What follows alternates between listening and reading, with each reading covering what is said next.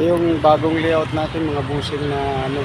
Kasi simula lang namin ito, pang previous lang namin ito. Ayan o.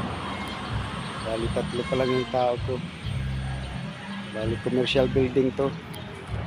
Ayan, dito tayo kumuha ng reference sa harapan ng bahay kasi wala sa eskwela yung lote na to. Bali ito yung eskwela natin, yung pinulit board na nakikita nyo. Ayan mga busing o. Tatlo pa lang yung tao ko. Pero sa Lunes siguro magdadagdag na kami.